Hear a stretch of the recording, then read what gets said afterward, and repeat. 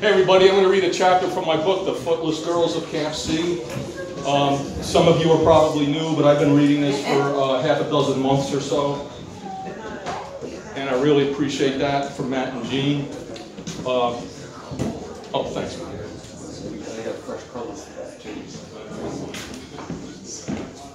A quick recap is this story involves a platoon I was with somewhere in South America, and we were blowing up cocaine camps in 1976 during the war on drugs.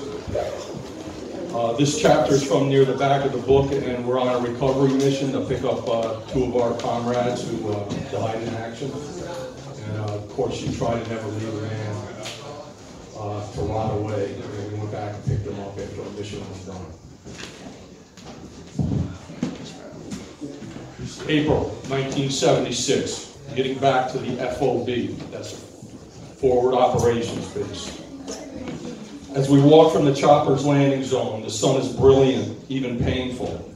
I drop the edge of my floppy over my eyes. My sunglasses are in my pack. I am too tired to dig for them. A slight breeze wafts a scent. Charcoal burning and steaks. Could we be so lucky? Sure enough, Sunyat is standing at a 50-gallon steel barrel, cut in half lengthwise, propped on cement blocks. A rusty sheet of expanded steel is on top of the barrel. Smoke is wafting from the barrel's perimeter. Our spirits lift. Off to the side is another barrel standing vertically, maybe 30 gallons. Sticking out of the top, I can see Yahtzee, beer bottles and cans floating in half-melted ice. I hope there is a Coke or a knee-high in there, but a beer will work. What are those things?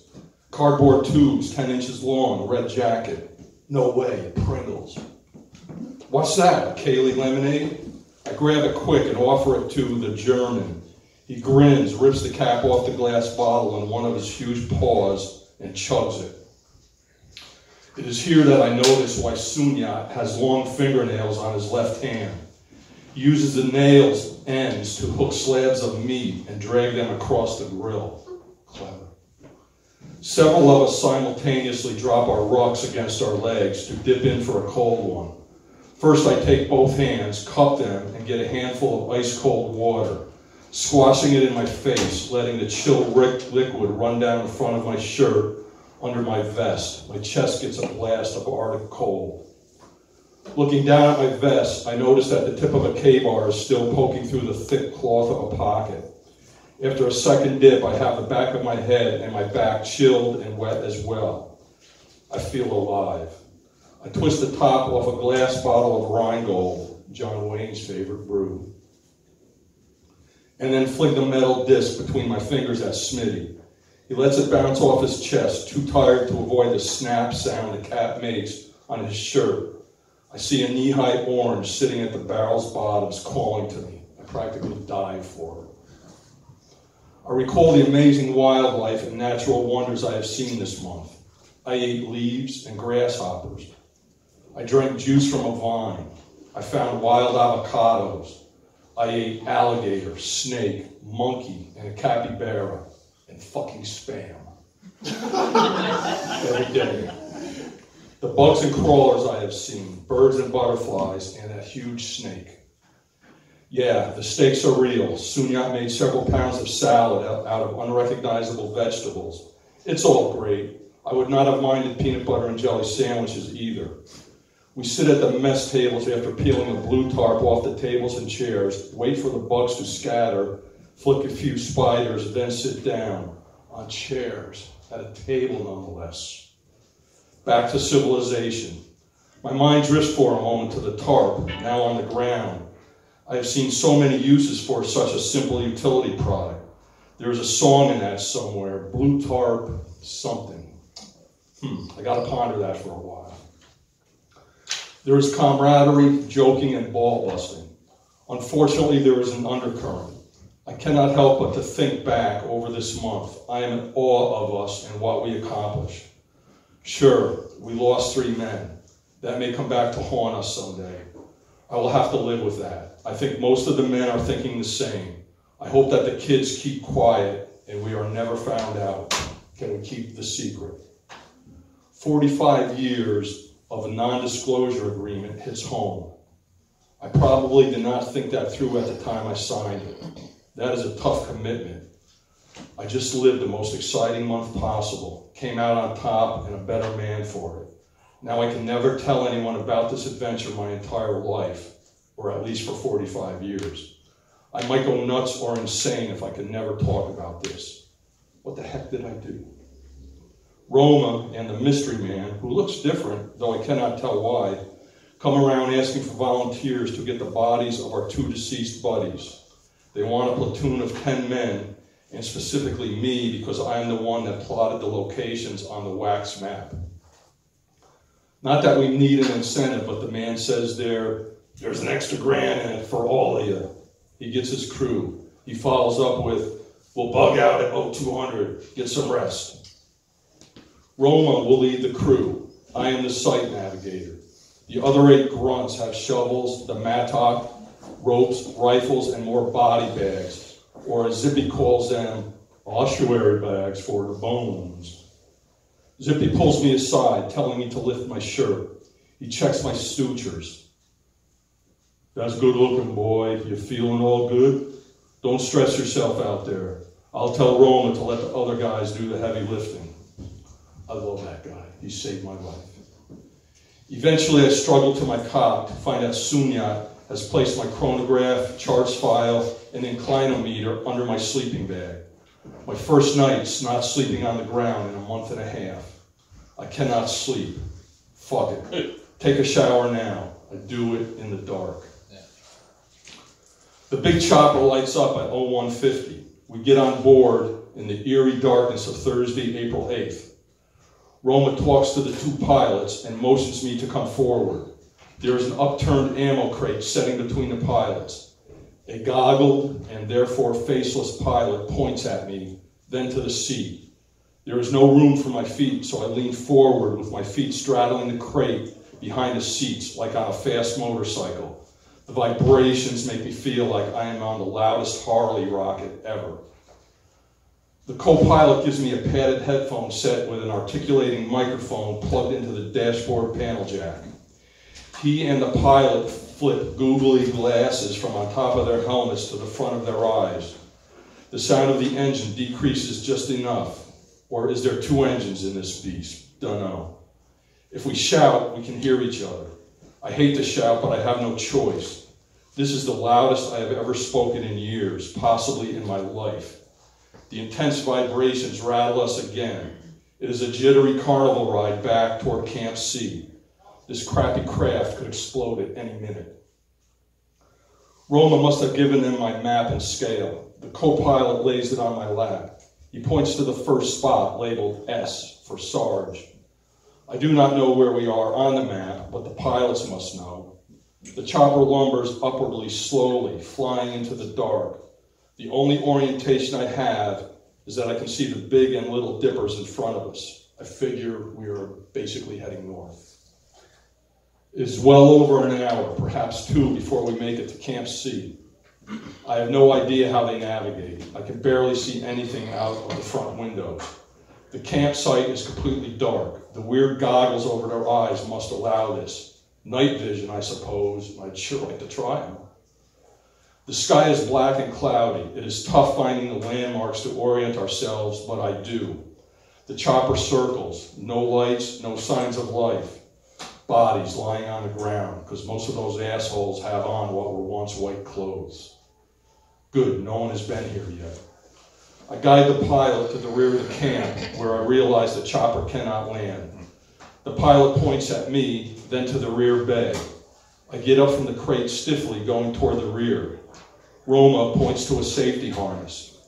Several guys are prepping ceiling-mounted machine guns. I think they are .50 caliber and hanging off of swivel pinions at the 2 door openings. They will support us from above while we are on the ground in case there are, in fact, an ambush waiting for us. Roma motions to me to put the harness on. Shit, I think. They're going to lower me down there? Sure enough, that is the plan. Keek and Gage help me get the green web fabric harness on and clip. I look at the remarkably clean braided steel of the penetrator cable, being about 2 inches in diameter. It has no rust, but plenty of grease. Trusting, I commit. By using hand gestures, Keith shows me how to unclip and unscrew the carabiner once on the ground, then clip myself back in when they hoist me. I know how to do all this, but I don't make a scene about it. Safety never hurts.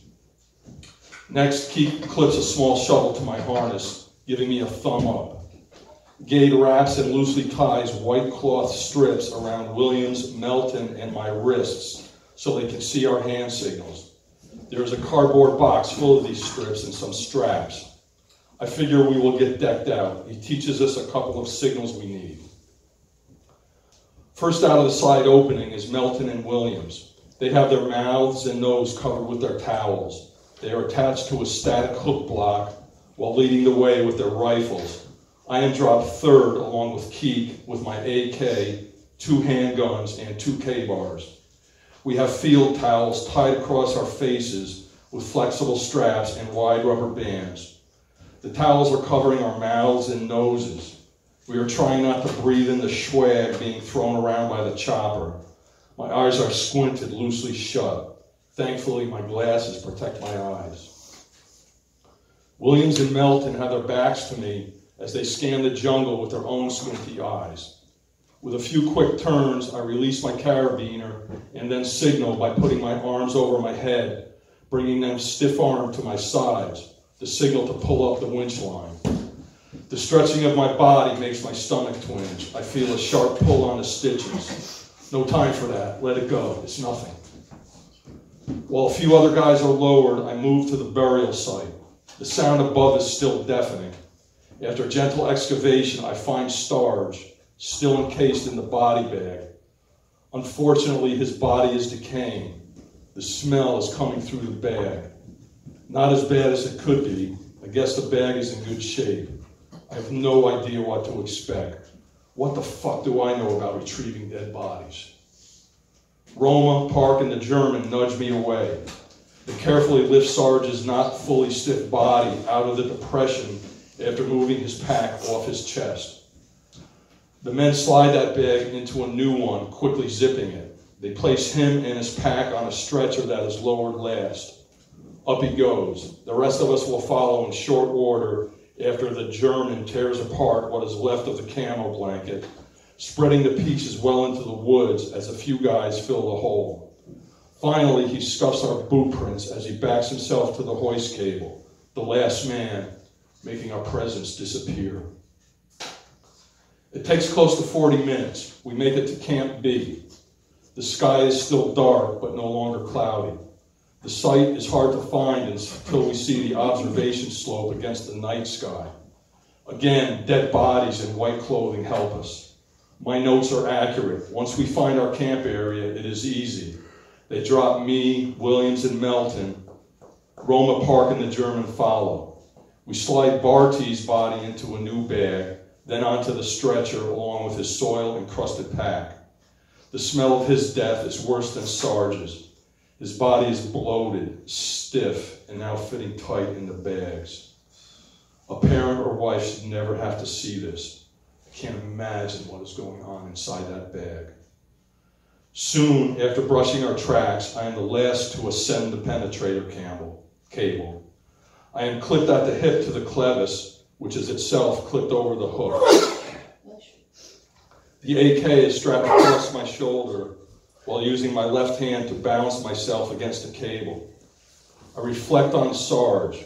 First, one last piss in this jungle. I piss down all the way up, thinking about Sarge. Hiya. Yeah, he was probably always a complete asshole to me, but I never held that against him. On some level, he was trying to keep me alive, and I thank him for that. I just could not, and I guess a bunch of other men could not, let him slaughter a bunch of innocent children.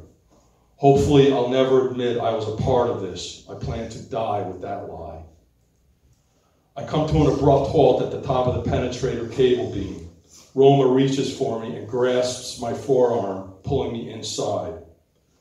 Unfortunately, Alejandro is a lost cause. We never found his body when the cat got him, so there is no way to find him now. The sun is peaking as the rain drops hard. The chopper peels away from Camp B, heading to our base camp. We are trapped in the cargo bay and bothered by the smells of Sarge and Barty. The pilots close their metal partition. Roma closes the side door, I suppose so we can't tell where we are, even though it's pretty dark and all we can really see is the sky anyway. How about fresh air, dude? The pilots do not need me, so I am exiled to the bay. They keep the map at scale. We wrap our mouths in towels, t-shirts, or rags to little good effect. Roma slides the cargo bay door open a few inches. That don't help much either. The smell of a dead and decomposing human body is the worst smell ever. The fresh bags we used help contain the odors, but the odor is still there. Meanwhile, my imagination is ripe with gross scenes of decaying body parts. I wish I could unsmell and unsee this. I got a feeling that when those bags are opened, whew, bottom line, I'd appreciate if my men did this for me. Figuring the stench rises, I lie on the deck with my head on the floor, staring at the vibrating metal ceiling. Phil, take me away with some power cords. Billy, pound me with some paradiddles. Even a zephyr of a breeze here would make this smell more tolerable. We arrive at the base camp in the morning light. We scatter out of the chopper as soon as we land while that beast winds down. The rain has stopped, but the humidity is as thick as fog and there is tasty ozone. The relative quiet of the camp and surrounding jungle is welcoming. My heart is no longer bouncing around the inside of my chest from the vibrations. It is like at a Dead concert, having a crushingly loud jam at the end of the first set. You are jacked and dancing, and then the jam crashes to a stop. There is a moment before halftime music, dead air, silence. Once we get fresh air into our lungs, we regroup to unload the 2 body bags onto a flatbed Jeep. Barty's body is stiff. Sarge's is still a bit limp. Along with several others, I lift them both, secretly wanting to peek inside the body bags, though truly I am happy I do not have to see them. Zippy orders me, "Don't lift," and I ignore him. The bodies disappear toward the main tent with Roma and the 5 old veterans in charge. Zippy is walking toward him. Roma tells the rest of us, "Hey, take a hike, get cleaned up." By now, most of the guys are out of the sleeping tent looking to see what is going on. I go straight to the tent, my pack and cot. No one is in the shower. I peel the bandage from my gut. It looks good. I take a long, cold shower, scrubbing my tired and hurt body. I replace the gauze pad on my stomach. I will never unsee or unsmell this. Thank you.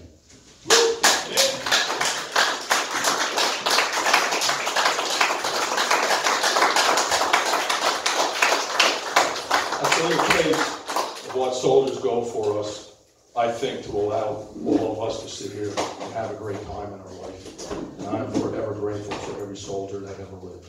If any of you are in here, I love you. Thank you all. Appreciate it.